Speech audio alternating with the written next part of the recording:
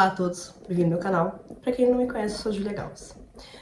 Hoje eu gostaria de falar dos runners, tá? Dos ins, né? Na grande maioria os runners são ins. E aqui no Brasil, né, se fala muito do divino feminino, masculino. Divino masculino. Sendo o runner, tá? Mas o que eu quero falar deles? Porque tem muito essa crença que o runner foge, né? É uma crença mais ou menos verdadeira. Por quê? Porque 98, digamos, por cento dos runners não vão reconhecer que eles fogem, tá? E é por isso que muito runner se acha chaser. Eu fazia parte deles. Eu decidi fazer esse vídeo porque justamente outro dia alguém perguntou assim, mas Júlia, você sempre falava que você era chaser e agora você fala que você é uma ex-runner, o que aconteceu? Então, quero explicar isso e explicar o que eu vejo com as pessoas que eu acompanho, né? Eu venho de um percurso muito longo, que também vem trazer uma certa diferença em relação aos percursos curtos, tá? Nos percursos longos, essa primeira reconexão aconteceu quando a Terra tinha uma densidade muito baixa, uma vibração muito baixa, muito 3D. Foi muito antes do início da transição planetária, né? Então, sim, teve um primeiro momento, uma primeira lua de mel, uma primeira história, tá? Mas, em geral, cada um meio seguiu o seu caminho. Não teve tanto essa dinâmica do chaser, né, do yang, vir correndo atrás do yin. Não, tinha, sim, às vezes uma espera clara do yang, mas não tão perseguição como pode ser nos percursos curtos, tá? Porque o que acontece? Os percursos curtos, eles são os percursos depois de a partir de 2018, tá? Então, 2018 foi quando começou essa maior reconexão, inclusive as chamas gêmeas que estão em percurso longo foram se reconectar também novamente, começaram o processo delas realmente, em geral em 2018, 2020, depende de cada casal, tá? Mas por quê? Porque a Terra já estava numa vibração muito mais alta, tá? Pra vocês terem uma ideia, em escala Bolves, em 2012, a média vibracional da Terra era de 6.500 Bolves. Hoje, 2024, tá? Ela é de 3.200.000. Então, é uma diferença gigantesca, né? E se eu não me engano, ela, a partir de 2020, ela subia, se eu não me engano, era 20.000 Bolves por dia, uma coisa assim, tá? Então, uma vibração muito mais alta, tá? O que vem nos permitir vivenciar coisas de uma maneira muito mais intensa, ok? Então, voltando um pouco no meu percurso. Quando eu descobri a questão chama gêmea, foi depois da Meia Noite Escura da Alma, né? E o que acontece com os runners? Os runners, eles têm esse poder meio de adormecer os sentimentos, né? A gente brinca que é um botãozinho de liga e desliga de emoções, de sentimentos, tá? Por quê? Porque o runner, porque o yin, ele é mais introspectivo, né? Ele é mais dentro dele. Então, ele vai vivenciar as coisas muito mais nos sonhos, nos desejos. Ele vai viver de uma maneira muito, não diria ilusória, mas muito sonhando, muito muito no platônico, tá? Então ele vai viver o relacionamento, mas de uma maneira muito mais platônica. Então, fisicamente, ele não vai sentir, porque ele vai se alimentar dessa imaginação com a outra pessoa, tá? E como ela vive também nesse platônico, nessa imaginação, o tempo, para ele, é muito diferente do tempo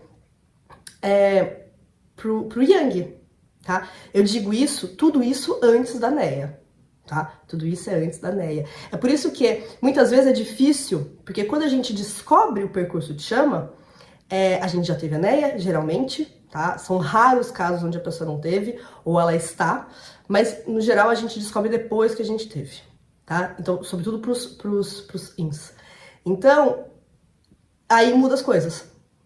Aí começa a ter uma sensação um pouco mais de pressa, uma sensação de que a gente não consegue mais lidar tanto com aquela emoção. É como se o botão de liga e desliga tivesse quebrado. Tá? Você gastou demais seu liga e desliga, agora você vai ter que lidar com essa emoção.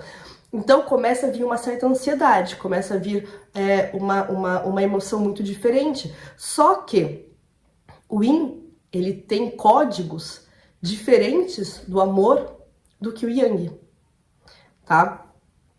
E isso, aliás, é uma questão muito interessante, porque na psicologia a gente fala muito dos perfis de apego, tá? Então, o que a gente considera runner, ele tem um perfil de apego que a gente pode considerar, pelo menos no processo dele de chama, porque uma coisa que eu percebo é que não é porque o runner é assim com o seu gêmeo que ele é assim em geral nos seus relacionamentos, tá? E o contrário também existe. Tem pessoas que têm esse perfil de apego evitativo e não quer dizer que estão no percurso de chama, e às vezes mesmo estando no percurso de chama, se eles são os yangs, com o gêmeo vai ter uma dinâmica um pouco diferente, pelo menos no começo.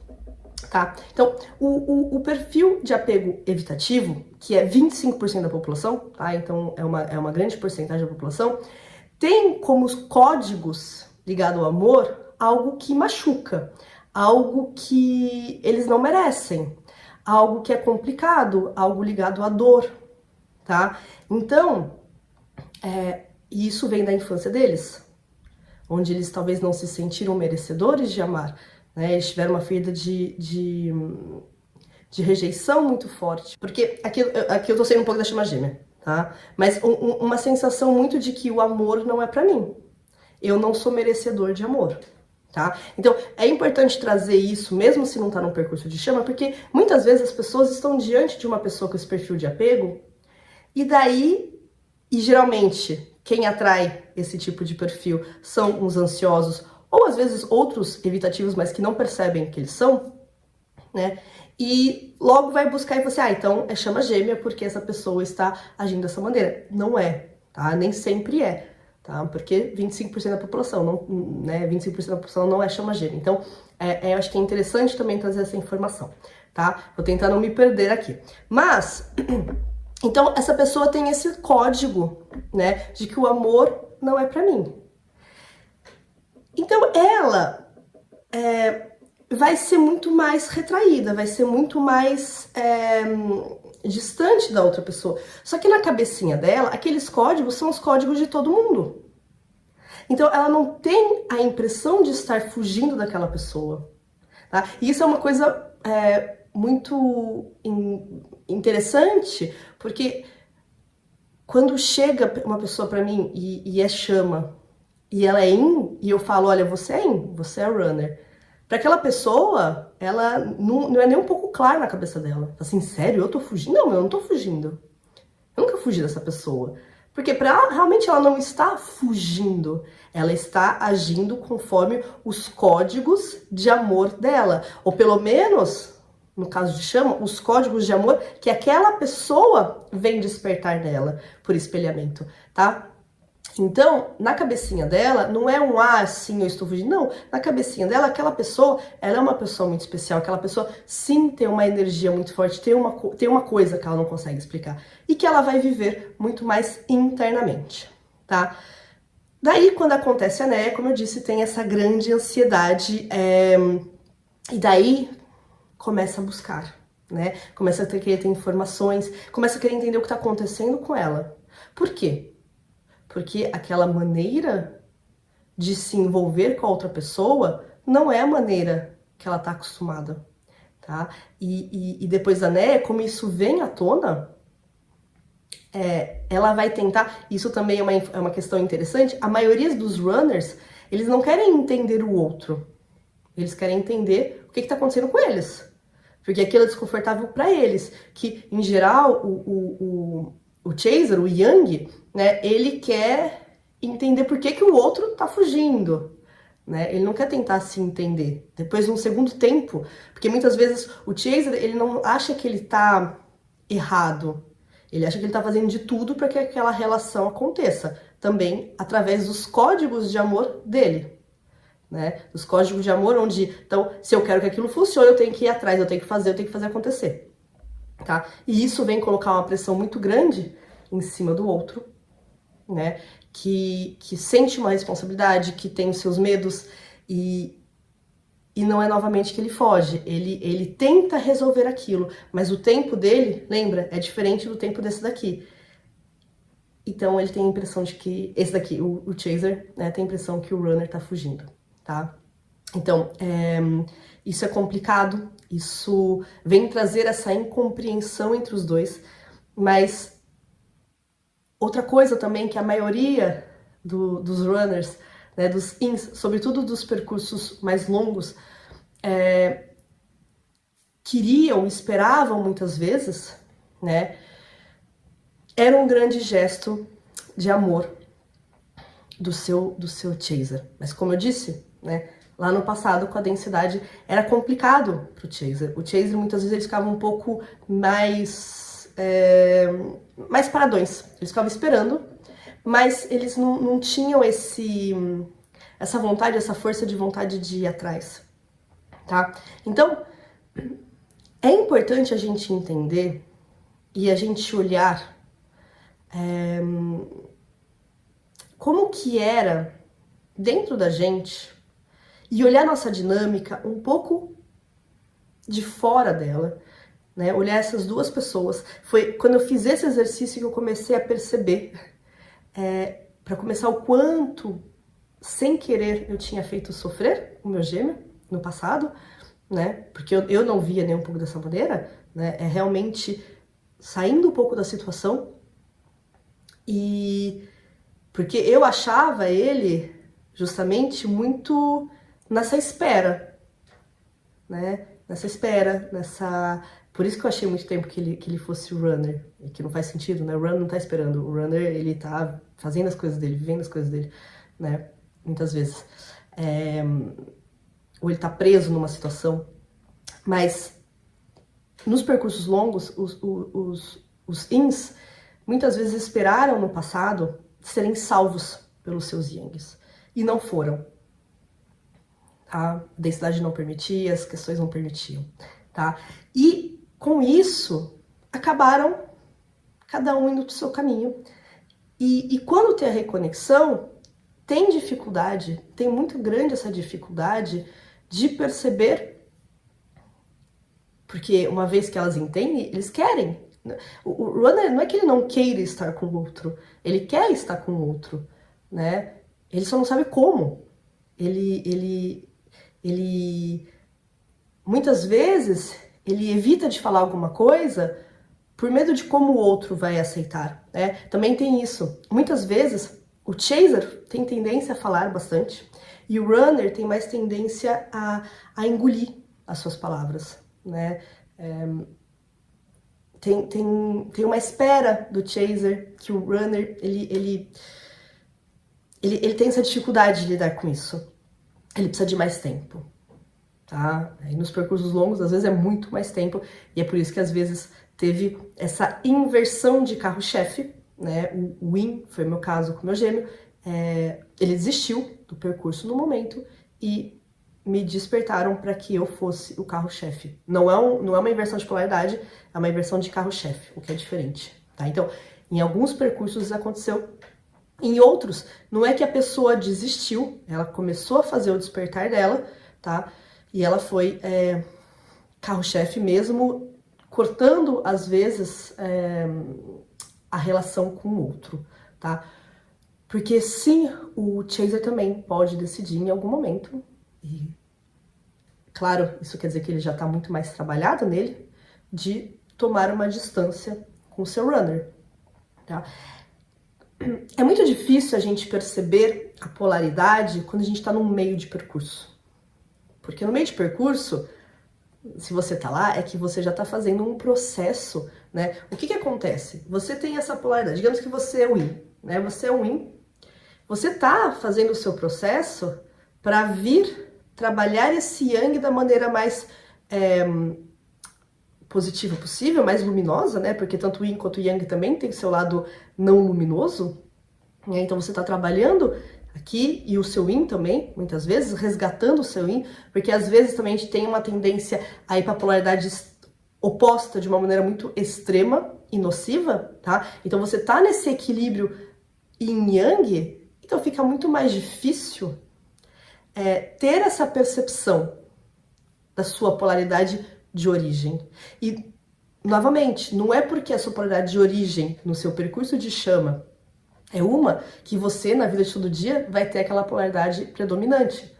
Às vezes, pelo contrário, tá? Porque você trabalhou tanto a outra polaridade ao longo das encarnações que você traz...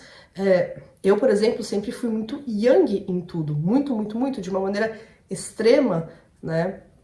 Que justamente tinha essa recusa do yin, que é a minha polaridade predominante. Então, não é óbvio, tá? Isso demanda um grande trabalho de autoconhecimento, de autopercepção, de não julgamento da situação, né? De olhar com maior amor e realmente sem... Porque não tem certo e errado, né? Não tem um que tá certo e o outro que tá errado, um que corre atrás, outro que foge. Os dois querem, os dois, às vezes, também, sem querer. O yang, o chaser, muitas vezes, ele se coloca numa situação também de boicote.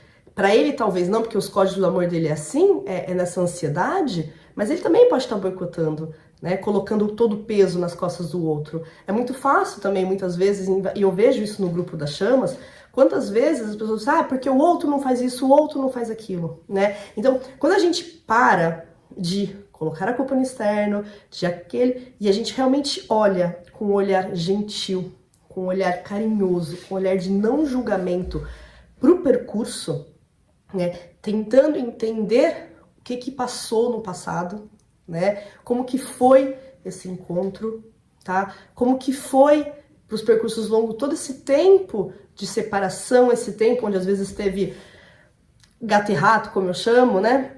Como que foi de uma maneira realmente genuína, a gente tem mais facilidade de entender qual é a nossa polaridade de verdade.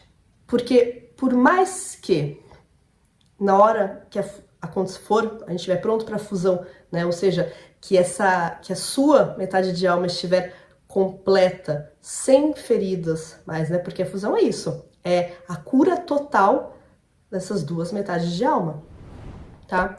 Você não vai deixar de ser a polaridade predominante yin ou yang. Simplesmente você vai estar equilibrada, tá? Esse equilíbrio, ele não precisa ser 50-50.